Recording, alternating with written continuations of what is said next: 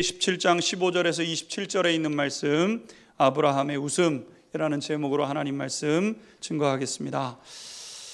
우리가 이 세상을 살아가면서 믿음의 길을 걷게 되는데, 믿음의 길은 가장 복되고 귀한 걸음이라고 할 수 있습니다. 왜냐하면 우리가 살아가는 이 세상에서 유일한 소망, 유일한 만족, 유일한 행복을 향하여 가는 길이기 때문에 그렇습니다. 사람의 인생은 마치 늪에 빠진 것과 같은 것이라고 할 수 있습니다.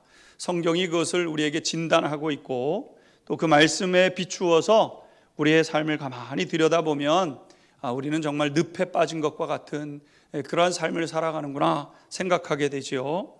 조금씩 빠져들어가게 됩니다. 처음에 늪에 빠졌을 땐 별거 아닌 것 같아요. 내 힘으로 하면 다 할 수 있을 것 같고, 발버둥을 치면 빠져나올 것과 같은 그런 그 마음을 갖지 않습니까? 그래서 발버둥을 치고 노력해보지만 불가항력적인 상황에 처하게 되고 낙심에 이르게 됩니다. 우리가 청소년기를 지날 때 보면은요, 저런 삶 안 살 것 같아요. 아버지처럼 안 살 것 같고, 어머니처럼은 내가 안 살 거다. 왜 저렇게 사는지 모르겠다. 이런 마음이 있지 않습니까? 청년기에 딱 들어서면은요, 세상 모든 게 다 불의한 것처럼 보여져서 저것도 불의라고, 내가 하면은 그렇게 안 할 것 같고, 우리가 하면은 의로워질 것 같고, 하면은 깨끗해질 것 같고, 그러면서 발버둥을 치지 않습니까? 그런데 시간이 지나고 살면 살아갈수록 내 나라 내 민족, 다른 사람은 고사하고 내 가정 하나 건재시키는 게 얼마나 어려운지를 배워가지 않습니까? 내 가정은 고사하고 나라도 좀 똑바로 살고 싶은데 나 자신이 똑바로 살지 못하는 그것 때문에 낙심하고 어디 피할 도피처를 자꾸 찾게 되고, 술로 위로를 받고 싶어하고 어디 나를 위로해 줄 데 없는가 찾아다니면서 내 인생 그렇게 세워져 가는 것 아니겠습니까? 나는 저렇게 살지 않을 거라고 생각을 했지만 살다 보면 저렇게라도 살아내는 게 정말 대단한 거구나, 이거를 깨달아가면서 우리의 처한 상황이 내 힘으로 할 수 있는 것이 그리 많지 않다는 것을 깨달아가게 되죠. 깨닫지만 더 늪으로 빠져나가는 것과 같은, 빠져드는 것 같은 그런 삶을 살아가지 않습니까? 그래서 우리는 생각하면서, 그럼 오늘 하루만이라도 좀 편했으면 좋겠다, 오늘 하루 그냥 별일 없이 지나가면 좋겠다, 이런 마음을 우리의 마음속에 갖게 되지요. 그런데 우리 하나님은 절망과 영원한 심판에 나아가지 않도록 온 힘을 다해서 우리를 고치려고 애써시고 그렇게 이끌어 가시는 분이 우리 하나님이신 것을 깨닫게 됩니다. 우리 하나님은 때로는 큰 고통이 따르는 수술대에 올리셔서라도 우리를 살려내시려고 하나님이 그렇게 하시죠. 우리는 몸속에 암덩어리로 꽉 차 있어가지고 그냥 고통 속에서 하루하루를 살아가면서 그냥 아프지만 않으면 좋겠다, 진통제로 그냥 버티면 좋겠다, 이렇게 생각할 때 우리 하나님은 안 돼.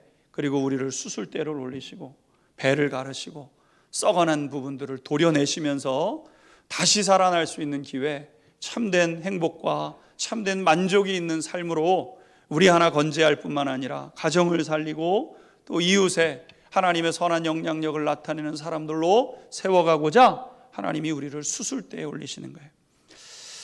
그래서 여러분, 우리에게 있어서 하나님만이 우리의 삶의 소망이 되는 것이죠. 여러분, 우리 전 세계의 지도를 가만히 이렇게 생각해 보시면 다 그 종교의 권들이 있습니다. 이슬람으로 되어 있는 그 그룹들이, 지대가 있고요. 또 힌두교를 믿는 그러한 데도 있고요. 불교로 이렇게 되어 있는 지역이 있지 않습니까? 동아시아 지역 같은 경우는 불교 지역이고, 더 저 유럽을 근간으로 해서 이 아시아 서쪽은 그 이슬람권으로 그 아프리카까지 이렇게 돼 있지 않습니까? 근데 여러분, 우리가 가만히 이렇게 들여다보면은요, 사람이 사람답게 살아가는 그런 그나마 사람답게 살아갈 수 있는 곳으로 만들어가는 곳은 하나님을 믿고 따르며 교회가 세워진 곳밖에 없는 거예요. 우리를 새롭게 하고 우리를 고칠 수 있는 분은 하나님 한 분밖에 없는 거예요. 그리고 그 하나님을 의지하고 따라가는 그 사람들만이 거기에서 하나님께로부터 치유와 복을 누리고 그 복을 전하는 사람들로 세워지게 되는 것이죠. 모든 사람에게 있어서 하나님만이 희망입니다. 하나님만이 희망이 되어주시는 것이죠. 왜냐하면 그분이 창조주이시기 때문에, 우리를 만드신 하나님이시기 때문에 우리를 고치실 수 있는 분도 하나님 한 분밖에 없는 것이죠. 하나님은 아브라함을 참된 소망의 걸음으로 걸어가자고 이끌어내시는 거예요. 저 믿음의 산이 높은 산인데 높은 산까지 나만 믿고 따라와. 우리 손 딱 붙잡고 우리를 끌고 계속해서 믿음의 정상까지 이르도록 하나님께서 이끌어 가시는 것이죠. 이때 사용하셨던 하나님의 방법이 언약이라는 방법인데, 말씀을 계속해서 보내시면서 말씀을 통해서 복을 받을 수 있도록 하나님께서 이끌어 가시는 것이죠. 하나님은 아브라함을 13년 만에 찾아오셔서 이름을 바꿔주시면서 지향 좀 바꿔라. 땅만 보고 살아가는 인생이었는데, 땅 보고 하늘 보고 땅 보고 하늘 보고 하늘 보고 땅 보고 이러면서 살아가는 인생이었는데 이제 하늘을 보면서 살아가라, 이렇게 불러주셨죠. 그래서 아브라함은 이제는 하나님 하늘만 바라보면서 살아가는 삶을 99세 때부터 이제 시작하는 거예요. 바로 이때 하나님께서 약속의 아들을 주시겠다, 이렇게 약속을 하시게 된 거죠. 자, 그런데 아브라함은 하나님의 이 말씀을 듣고 어떻게 반응했는가를 오늘 성경에 말씀하고 있습니다. 17절 18절에 있는 말씀 읽고 하나님의 말씀 배워가도록 하겠습니다. 17절 18절입니다. 시작. 아브라함이 엎드려 웃으며 마음속으로 이르되 100세 된 사람이 어찌 자식을 낳을까? 사라는 90세니 어찌 출산하리요? 하고 아브라함이 이에 하나님께 아뢰되 이스마엘이나 하나님 앞에 살기를 원하나이다. 아멘. 오늘 아브라함이 하나님의 말씀을 들을 때 엎드려 웃었다 그랬습니다.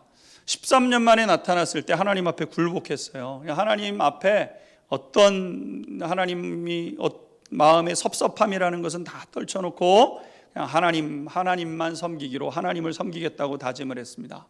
그런데 하나님께서 이제 내년 이맘때 자식을 주시겠다고 이렇게 말씀하시고, 이제 자식을 주시겠다고 말씀하시니까 아브라함이 내 나이가 100세고 사라가 90세인데 늦어도 너무 늦었는데 무슨 아이인가, 이렇게 생각을 했다는 것이죠. 그러기에는 너무 많이 늦었다.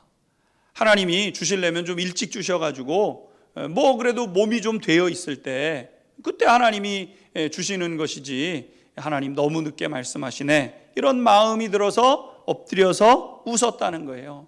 웃었다는 겁니다. 여러분, 허탈한 웃음이죠. 아브라함이 자신의 몸 상태를 너무너무 잘 알고 있었고, 자기도 그렇지만 자기 아내 사라는요, 경수가 끊어졌어요. 여인으로서 아이를 가질 수 있는 그 기본적인 그 몸 상태가 이미 마감이 됐다는 것을 이제 알고 있었던 것 아니겠습니까? 다른 것은 몰라도 아이를 낳는 일은 불가능한 상황인 거예요. 누가 보더라도 불가능한 상황이 된 거죠. 그래서 아브라함은 허탈한 웃음을 짓게 된 겁니다. 하나님께서 살아계신 것도 분명하고 또 좋은 것을 주실 것도 알아요. 하나님에 대한 믿음이 없는 게 아니에요. 하나님에 대한 믿음이 있어요. 하나님이 계신 것 알아요. 부인하지 않아요. 하나님 계시는데 좋은 것 주시는 하나님이시지, 다 동의해요. 근데 아들 주시겠다고 하는데 동의가 되지를 않는 거죠. 그래서 아브라함이 18절에 뭐라고 얘기를 하냐면은, 하나님 이스마엘이나 잘 살았으면 좋겠습니다. 뭐 자식을 주신다 그러는데 이미 그 사라를 그 하가를 통해 주신 그 아들 하나 잘 살면 됩니다, 이렇게 했다는 거죠. 지금 아브라함은요, 두 가지 사이에서 연결되지 않는 그 빠진 부분이 있는 거예요. 믿음의 세계가 쭉 가기 위해서는 온전하게 가야 되는데 이 두 사이에 지금 연결되지 않는 이것 때문에 믿음이 앞으로 나아가지 못하는 그런 형편 가운데 있게 된 것이죠. 하나님이 계신 것과 자기를 찾는 자들에게 좋은 것을 주신다는 사실은 믿어요. 하나님 하나님 계시고 하나님 좋은 것 주실 줄 믿습니다. 이 믿음에는 흔들림이 없어요. 그런데 지금 아들을 주시겠다고 하는 이 현실 상황을 볼 때는 현실 가운데서는 안 되는 거예요. 그러니까 이 사이에서 갈등하게 되죠. 아브라함은 지금 하나님의 실존과 하나님의 언약 사이에서 갈등을 하고 있게 되었습니다. 근데 여러분, 바른 믿음이라는 것은 무엇이냐면은 하나님의 실존과 그분의 말씀이 동일하게 받아들여질 때 그게 바른 믿음이 되게 되는 것입니다. 그러니까 하나님은, 사람은 뭐 그냥 지나가는 말을 할 수 있어요. 근데 하나님은 지나가는 말을 하시는 하나님이 아니시죠. 하나님은 시건하시지 않으시는 하나님이시라 그랬어요. 하나님은 말씀하시면 하늘에서 비가 내려서 땅을 적시고 땅에 있는 모든 양분들이 식물에게 들어가게 하셔서 결실하고 열매 맺게 하시는 하나님이시죠. 하늘에서 비가 내려지면 모든 하나님의 뜻을 이룬 후에야 다시 하늘로 그 내려왔던 그 모든 물의 입자들이 다시 하늘로 올라가서 구름이 되고 또 하나님 말씀하신 대로 돼요. 그러니까 하나님은 하신 말씀을 반드시 이루시는 분이 그분이 하나님이시죠. 사람은 말하다가 지키지 못할 수 있어요. 그러니까 사람인 거예요. 근데 하나님은 말씀하신 것은 반드시 지키는 분이셔요. 그래서 그분이 하나님이신 겁니다. 그러니까 하나님의 하나님됨은 어디에 있냐면은 하신 말씀을 완전히 성취하시는 분이 하나님이신데, 오늘 하나님께서 지금 이 말씀을 하시는 것을 들으면서 나와는 상관없는 것처럼 아브라함이 들려지게 된 것이죠. 하나님이 약속하신 풍성한 복에 대해서 말씀하시는데 그 말씀은 딴 사람 말씀인 거예요. 이 말씀은 저기 권사님들한테나 이루어지는 거지 아브라함의 복, 아브라함의 복, 나와는 상관없는 복인 것 같아요. 나한테는 끝난 복인 것 같고 나와는 상관없는 복처럼 우리가 생각하게 되게 되는 것이죠. 근데 이 하나님의 실존과 하나님의 말씀이 연결되지 않아요. 커넥팅 되지 않아서 아브라함이 갈등을 겪고 있는데 이 부분을 연결시켜주는 어떤 고리가 필요로 하다는 겁니다. 그리고 그 부분이 실제하게 되죠. 그것은 무엇이냐면요, 내려놓음이라는 거예요. 내려놓음. 아브라함은 지금 아브라함의 생각, 아브라함의 판단, 아브라함의 상황을 내려놓고 하나님의 말씀을 들어야 돼요. 그런데 아브라함은 지금 내 상황 꽉 붙잡고 있고 내 생각 꽉 붙잡고 있고 내 판단 꽉 붙잡고 있어요. 내 나이가 100세고 내 아내 나이가 90세고 경수는 끊어졌고, 그리고 하나님의 말씀을 듣는 거예요. 그러니까 하나님의 말씀이 들려지지를 않는 거예요. 여러분, 온전히 내려놓아야 하나님의 말씀이 들려지게 되죠. 그리고 하나님을 신뢰하고 하나님을 신뢰할 뿐만 아니라 하나님의 말씀도 신뢰할 줄 알아야 됩니다.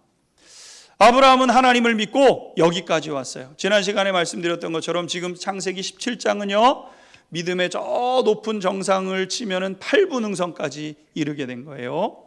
여러분, 그런데 갈 길이 막막합니다. 내 힘으로는 불가능한 상황이 된 거예요. 내 노력을 다하면서 100세, 지금 99세까지 24년의 믿음의 여정을 열심히 달려왔어요. 그런데 내 상황은 어려워요.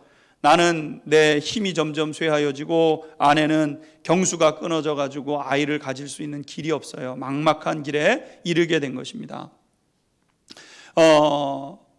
재산도 많아졌고 주변의 이름도 드러났지만은 이 문제는 이거는 해결될 만한 문제가 아니다, 이렇게 생각을 하는 거예요.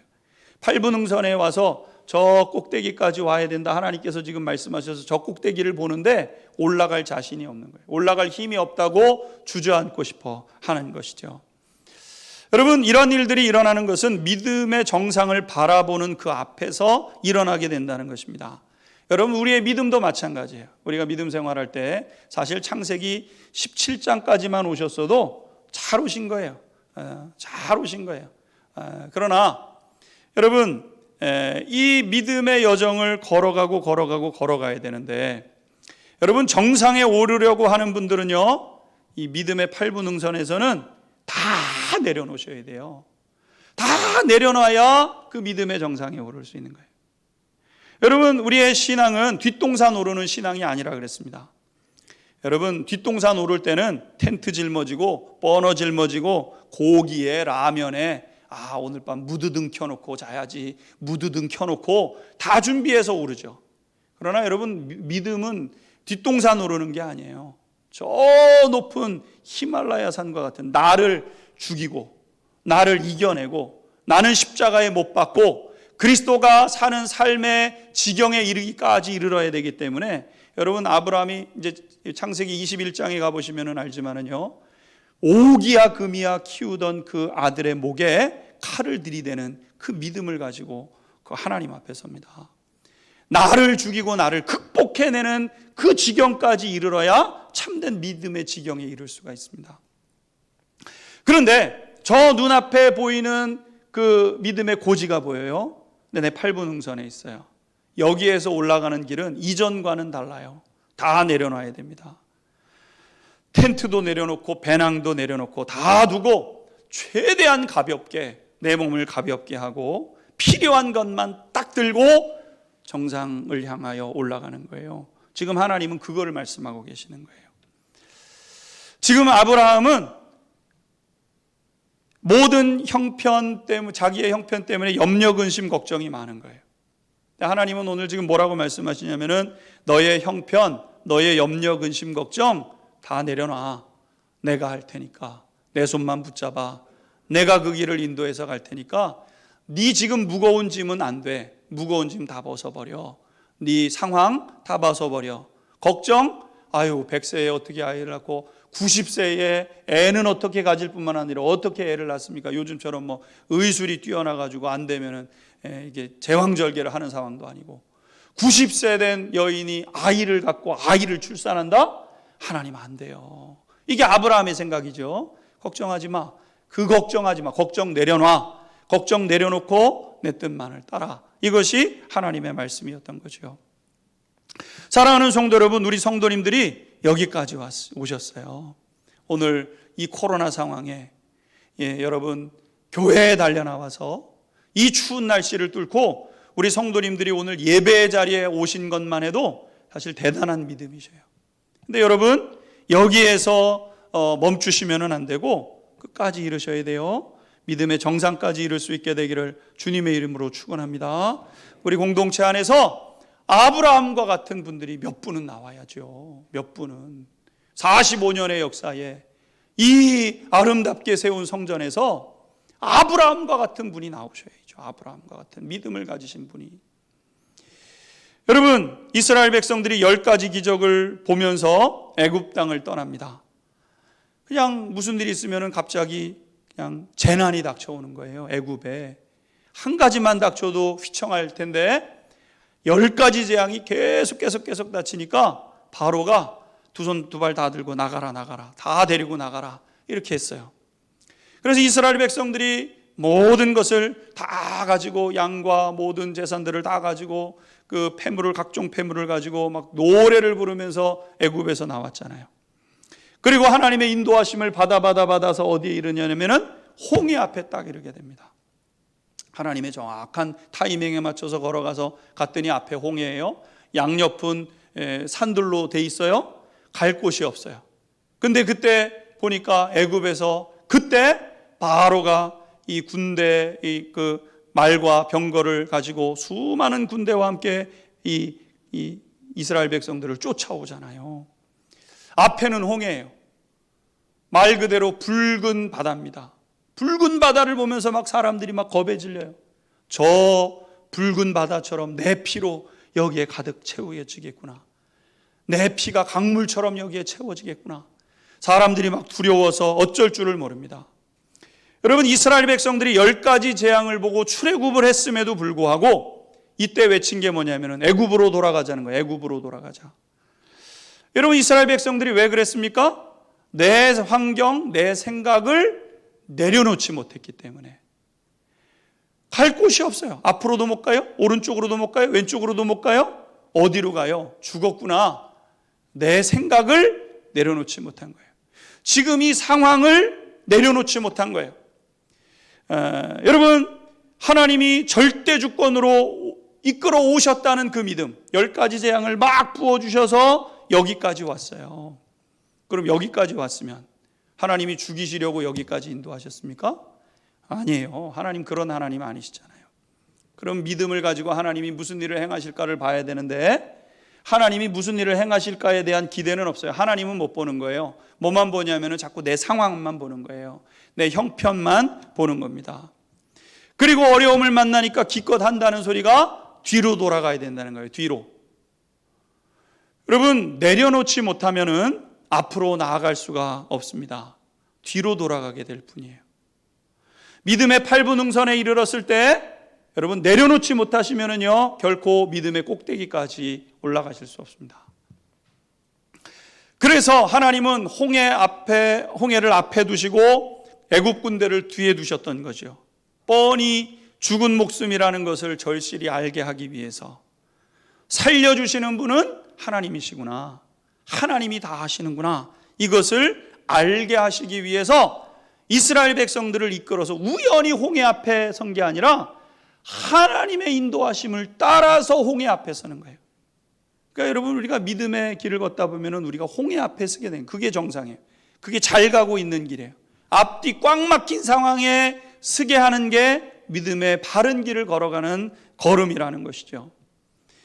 여기서 살려주시는 분은 하나님이시는구나, 살려주시는 분은 오직 하나님 한 분밖에 없구나, 이거를 딱 붙잡을 때 진짜 가나안 땅 들어가는 것이고, 가나안 땅 들어가서 진짜 복을 누리는 거예요. 여러분, 다 반짝인다고 복이 아닙니다. 다 금이 아니에요. 금처럼 보이는 것뿐이에요. 하나님은 우리에게 가짜 금으로 현혹하시는 하나님이 아니에요. 진짜 금을 주시고 진짜 복을 주시려고 하시는 분이 하나님이시지. 그럼 진짜 복은 어떻게 얻는가? 오직 하나님 한 분만을 바라보고 하나님을 꽉 붙잡을 때 그 복을 받을 수 있어요. 하나님의 손을 꽉 붙잡을 때만 믿음의 정상에 이를 수 있게 되는 것이죠. 여러분, 하나님은 완전한 복을 주시려고 우리를 막다른 골목으로 인도해 가신다는 거예요. 막다른 골목에서 우리의 한계와 덧없음을 보게 하시고, 이제 뭐 해요? 내 힘으로 안 되는구나 알기 때문에 내려놓기 시작하는 거예요. 내려놓기 시작하는 거예요. 내 걸로 안 되니까, 내 생각으로 안 되니까 내 생각 내려놓고, 내 힘으로 안 되니까 내 힘 빼고, 내 노력으로 안 되니까 내 노력이 아니라 하나님 붙잡고 하나님 의지하며 기도하며 하나님 주시는 마음을 쫓아 그 상황을 헤쳐 나가도록 하시는 분이 하나님이시죠. 하나님을 알고 거기서 하나님을 만나게 되는 거예요. 물론 아브라함은 지금까지 하나님을 바라보면서 왔어요. 근데 하나님 바라볼 때 어떻게 바라보면 하나님 바라봤다, 땅 바라봤다, 땅 바라봤다, 하나님 바라봤다 이러면서 왔죠. 지금부터는 하나님만 바라봐야 돼요. 여러분, 아브라함의 생각 중에 한 생각은 뭐냐면은 하나님의 은혜로 왔습니다, 이 고백이 있어요. 하나님의 은혜입니다, 다 알아요. 하나님께서 도와주셨습니다, 맞습니다. 그런데 아브라함의 마음속에는 항상 뭐가 있냐면은 하나님이 다 하셨습니다, 그런데 나도 요만큼 했습니다, 이게 항상 있는 거예요. 하나님이 우리를 여기까지 인도하셨어요. 장로님이 되게 하시고 권사님이 되게 하시고 좋은 믿음의 일꾼들이 되게 하셨어요. 우리는 다 얘기해요. 하나님의 은혜죠. 그래 놓고 뭐가 있어요? 나도 요만큼은 순종한 게 있어요. 늘 이게 우리의 마음속에 항상 있는 거예요. 내가 그때 어떻게 순종했는데요, 내가 그때 죽을 고생하면서도 내가 순종하면서 왔어요, 이러면서 우리가 행한 어떤 것들을 항상 우리 옆에 두고 있는 것이죠. 여러분, 그런데 하나님께서 지금 이 모든 것들을 막으시는 거예요. 왜 그러는가? 그런 마음이 이삭에게 나쁜 영향을 주기 때문인 것이죠. 여러분, 이삭은 앞으로 복의 사람으로 자라나게 될 텐데, 이삭은 그냥 이삭이 아닙니다. 그냥 이삭은 어떤 그냥 아들 하나 태어나는 게 아니라 이 아들이 굳건한 믿음을 가지고 자라나서 자기의 믿음을 그 다음 자녀에게 물려주어야 돼요. 그 자녀는 또 굳건한 믿음을 가지고 다음 세대의 자녀에게 물려주어야 돼요. 그러니까 믿음은 그냥 한 세대에서 끝나는 게 아니라 믿음이 다음 세대 이어가면서 민족을 이루고, 그 민족 속에서 열왕이 나오고 그 민족들이 선한 영향력을 행사해서 주변에 있는 많은 사람들을 살리는 민족이 되게 하는 거예요. 이게 하나님의 구원 플랜이에요. 그러기 위해서는 이삭이 믿음을 가지고 자라나야 되는데, 이삭이 믿음을 가지고 자라나려면 아브라함이 바른 믿음을 가지고 서 있어야 되는 것이죠. 그래서 하나님은 바른 믿음을 갖게 하기 위해서 궁지에 몰아넣으신 거예요. 하나님은 아브라함을 통해 민족을 낳게 하시고 왕들이 나게 하시고 참된 메시아가 오게 하고 모든 이들이 복을 받게 하셔야 돼요. 그러기 위해서는 이삭이 어떤 아이인지를 알고 이삭을 담대하게 키워야 됩니다. 여러분, 믿음으로 아이를 양육해야 돼요. 우리가 여러분의 자녀는 누구입니까? 그러면은 아마 믿음 생활 하시고 하나님을 체험하신 분들은 하나님의 자녀죠, 이렇게 대답하실 거예요. 누구의 자녀입니까? 내 자녀 아니죠. 하나님의 자녀죠. 이렇게 우리가 할 겁니다. 근데 하나님의 뜻대로 키우는가? 하나님의 뜻대로 해라. 하나님의 뜻대로 해라. 우리가 이렇게 자녀를 양육해요. 내 자녀 아니라는 거 아니까. 근데 자녀가 어느 날 선교사가 되겠다 그래요. 그럼 뭐라 그래요? 선교사만 되지 말고 하나님의 뜻대로 해라. 이렇게 하지 않습니까? 목회자가 되겠다고 하면 목회자 되지 말고 돈 많이 버는 헌금 많이 하는 장로님 되라. 그리고 하나님의 뜻대로 살아라. 이렇게 합니다. 여러분, 하나님의 뜻대로 우리가 제단을 다 해놓고 그리고 하나님의 뜻대로 키운다는 거예요. 그게 하나님의 뜻대로 키우는 게 아닙니다. 여러분. 사랑하는 성도 여러분, 여러분의 자녀는 누구입니까? 만약 내 자녀로 여긴다고 한다면 자녀를 보호하는 것이 아니라 망치는 길이라는 것을 생각하셔야 됩니다. 내 아이라고 생각하면 그 아이는 망가지게 돼 있어요. 하나님의 자녀임을 분명히 해야 됩니다. 하나님의 자녀여서 칼을 들고 그 하나님 내게 주신 자녀지만 하나님의 뜻대로 하겠다고 목에다가 아브라함이 칼을 들이대지 않습니까? 그래야 아이가 바르고 온전하게 자라나게 되는 거예요. 하나님 앞에서 자라나야 담대하게 자라나게 되고, 자녀를 양육할 때 그래, 하나님이 내게 보석처럼 주신 너다, 내가 너를 보석처럼 여긴다. 그런데 하나님의 뜻이라면 그 뜻대로 가라. 어디든지. 마치 민들레 홀씨가 바람이 불면 그것이 어디든지 가서 거기서 자기의 삶을 시작하는 것처럼 자녀를 양육하면서 너는 여기에서 이렇게 자라야 되고 이렇게 해야 돼. 여러분, 그 안에서 어떻게 자녀들이 믿음으로 자랍니까? 그런 믿음을 가지고 어떻게 다음 자녀의 내 다음 세대에게 믿음을 계승하는 자녀로 자라나겠어요? 그렇게 자라나지 못합니다. 하나님의 뜻대로 맡기는 사람이 될 때만 그 자녀가 믿음으로 자라나서 그 믿음을 다음 세대에 전하고 다음 세대에 전하고 다음 세대에 전하며 하나님의 역사를 써나가는 자녀로 세워지게 되는 것이죠. 그러기에 귀할수록 하나님께 맡기실 수 있어야 돼요. 하나님께 맡겨야 귀하게 자라나게 되는 거예요. 야, 결혼했으니까 다 내 집으로 와라. 여러분, 그렇게 하시지 마세요. 하나님의 뜻대로 해라. 하나님의 뜻대로.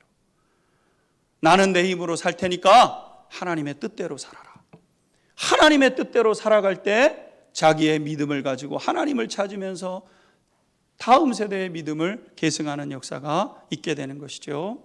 나는 우리 성도님들 한 분 한 분마다 이렇게 믿음의 명문가를 이루어갈 수 있게 되기를 주님의 이름으로 축원합니다. 아브라함과 같은 믿음의 가정을 꾸려가세요. 아브라함처럼 믿음으로 자녀를 양육하고 아브라함처럼 믿음으로 복을 누리는 성도님들이 되십시오. 오늘 또 한 가지만 보게 되면요, 아브라함의 언약의 성취는 하나님이 정했을 때 이루어졌던 것을 보게 됩니다. 21절에 있는 말씀 같이 한번 읽도록 하겠습니다. 21절 같이 읽겠습니다. 시작. 내 언약은 내가 내년 이 시기에 사라가 내게 낳을 이삭과 세우리라. 하나님은 아브라함에게 내년 이 시기에 사라가 내게 아들을 낳을 것이라고 하셨습니다. 하나님, 아브라함이 볼 수 없는 것을 하나님이 분명하게 보고 계셨다는 것이죠. 사람은 시간의 장벽에 갇혀가지고 내일 일을 알지 못합니다. 우리는 내일 일을 알지 못해요. 시간의 장벽에 갇혀 있기 때문에. 그러나 하나님은 시간의 장벽에 갇혀 계신 분이 아니시기 때문에 전부를 다 아시는 분이 하나님이신 거예요.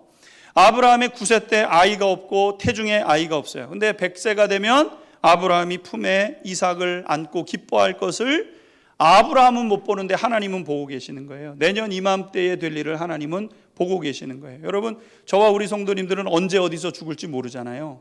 근데 하나님은 알고 계시는 거예요. 우리가 언제 어디서 죽을지 하나님은 알고 보고 우리를 부르신 하나님이시죠. 여러분, 아브라함에게 99세에는 아들이 없었지만 100세에게 아들이 있습니다. 하나님은 아브라함의 99세의 아브라함의 그 때에 100세 때의 아브라함의 모습도 보고 계시는 거예요. 내년 이맘때에 네 품에 사라가 낳은 아들이 있을 거라고 말씀하신 것이죠.